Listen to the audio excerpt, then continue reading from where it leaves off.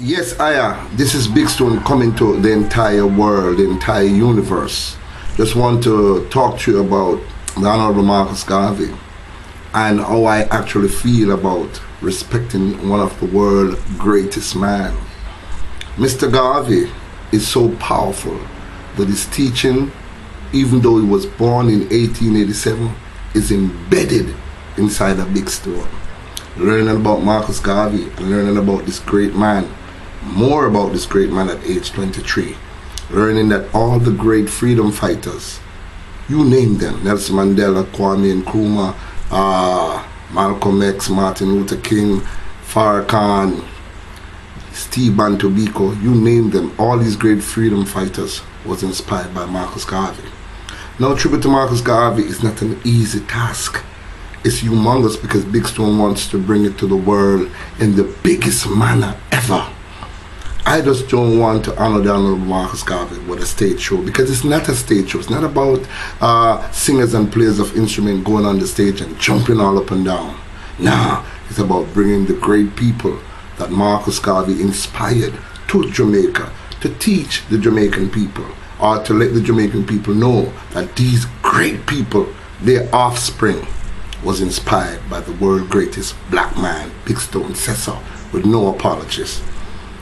Marcus Garvey tribute 2013 was extremely difficult because I did not have corporate Jamaica to support me and to back me. Even though I had confirmed to arrive in Jamaica Dr. Julius Garvey, even though I had confirmed to arrive in Jamaica Nkosinathi Biko, the son of Steve Bantu Biko, even though I had confirmed to arrive in Jamaica Dr. Pastor Ray Hagan, corporate Jamaica didn't give me the support that I should have gotten. But we still have to big up Digicel for playing the small part that they played.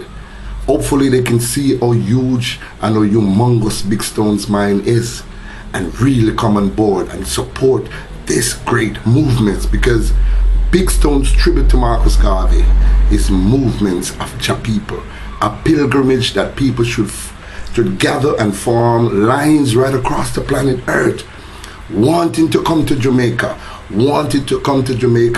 in the month of August on the 17th to experience the Marcus Garvey experience.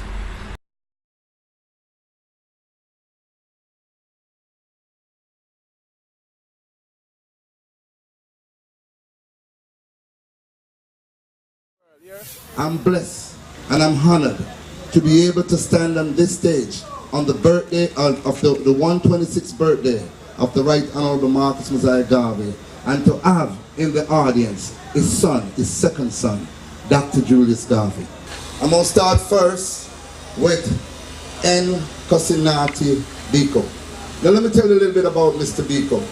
Mr. Biko is one of my favorite idols. And when I say idol, I mean superstar. When I say superstar, I mean person. Because this brother, this man, is so powerful in everything that he does that the police in South Africa chose to end his life in a very wicked way. They murdered him. He paid the ultimate price of death. What more can you ask for? I said I wanted the people of Jamaica who love and honor Mr. Biko to carry his memory on. But after a while, when our eras passed on and you're not seeing anything of them in terms of their next of kin, sometimes they fade away somewhat. But I want the Jamaican people to know that Steve Bantu Biko still lives, and he lives in his first son and all of his children. But he lives in his first son, Nkosinathi Biko. Good evening, Jamaica. Good evening, Jamaica. That sounds more like the Jamaica I know.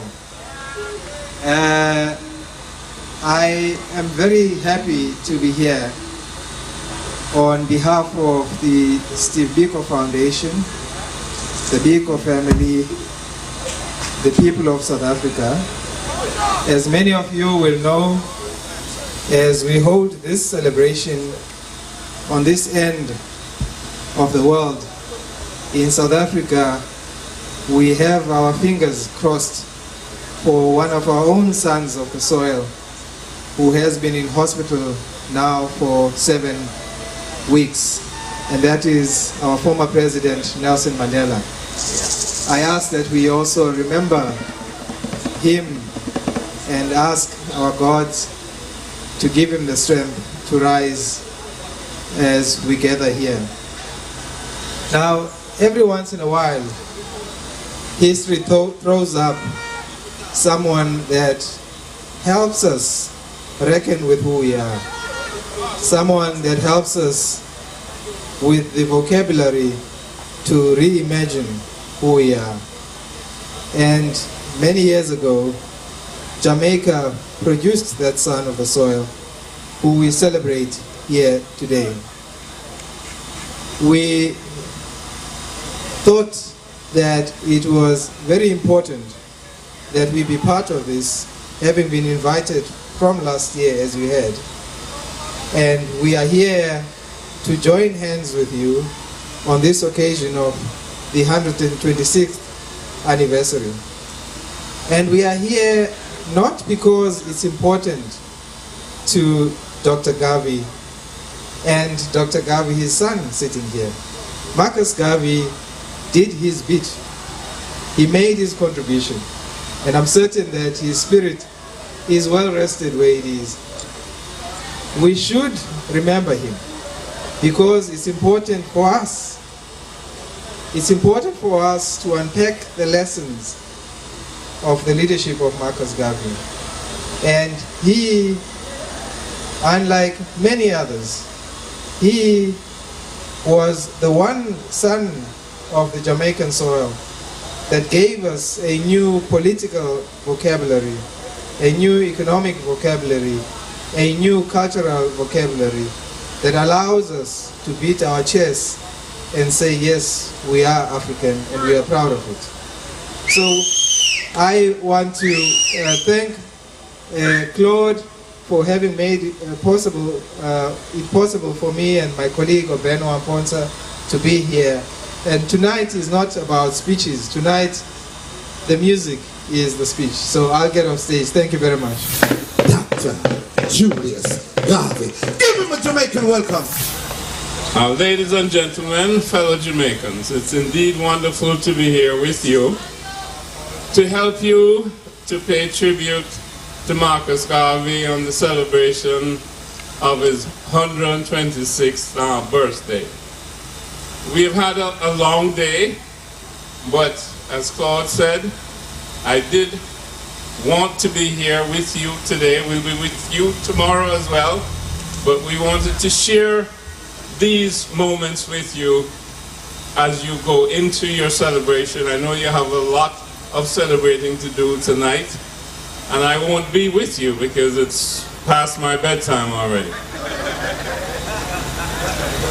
I had a birthday yesterday. Thank you. I was 25. I'm getting older and older by the minute. It's important that we celebrate our heroes because our heroes represent our ideals. They represent what we want to be. They represent what they know that we can be. Our heroes sacrificed their lives to move us as a people from one level to the next level. The Maroons moved us from slavery. Paul Bogle, George William Gordon moved us from being landless so that we could own land. Marcus Garvey gave us a vision of our own possibility to run our lives for ourselves and to chart our own destiny. Our heroes have given us freedom. but they've given us freedom, not just to dance and to sing. Although dancing and singing are indeed wonderful, and music is the language of the soul. And I appreciated the music of the band back here. Brethren, you sounded real good. And I wish I could stay with you and hear some more. Music is the language of the soul, and it inspires you to sing, and it inspires you to dance. That is a part of life. But there are other parts of life that are just as important as singing and dancing. And of course, it's important also what it is that you're singing. When you sing, you must truly carry the message of your spirit. Because again, the music is the language of your spirit, but when you translate it into words, it must be the language of your spirit. Marcus Garvey spoke the language of the spirit. And the Rastafarian brethren understand the language of the spirit. You must make sure that what you capture in your song and what you dance to in your music truly represents the African spirit, which is the spirit that could not be broken in the Atlantic passage from Africa to here. They could not break our spirit. So the strength of our spirit must be shown in our music, in our dance, and in our song. And it must inspire us to live a better life. To live a life that we create for ourselves. Not a life that is imposed on us by others. That has been done at least for the last 500 years. And it has given us nothing but terror and oppression. It has made us poor when we were rich. It has made us sad when we were happy. We now must chart our own course. Jamaica has been independent for 50 years. This is 51 years. I do not think the country is on the right course. But the people get the government that they deserve. What government do you want? What do you want your government to do so that you can live a better life? You have to define that for yourself, and you have to make sure that your government representative knows that and represents you. You live in a democracy. The government has to be for the people and by the people. So make sure that the government carries out your wishes. And your wishes must be constructive. You must use your mind. That's what Marcus Garvey said. The mind is master of the body. The mind is master of your actions. The mind is master of your thoughts. You must be the master of yourself. And you must create the society that you want to live in and that you want to see your children and your grandchildren live in. So the responsibility is yours, it's not somebody else. You cannot point a finger somewhere else. You cannot escape from it. Because it's your life, and your life is precious. And wherever an African person is Africa. You don't need to go anywhere else to express your Africanness. You must express your Africanness 24/7, because that's what it means to be African. And to be African is to be a spiritual person, to speak truth, to be strong, and to walk with love in your hearts. I leave you then with the message that you are the legacy of Marcus Garvey. You are the whirlwind. You are the ones that must make the Jamaica that Marcus Garvey envisioned so many years ago. You can accomplish what you will. You are mighty people. Up, you mighty people. You can accomplish what you will. Emancipate yourself from mental slavery. Emancipate yourself from spiritual slavery. Free your mind, free your heart, free your soul. Stand up, stand up, stand up, stand up, stand up. I saw me say all the time, you know. Lick it bands, man, make we go ahead, right?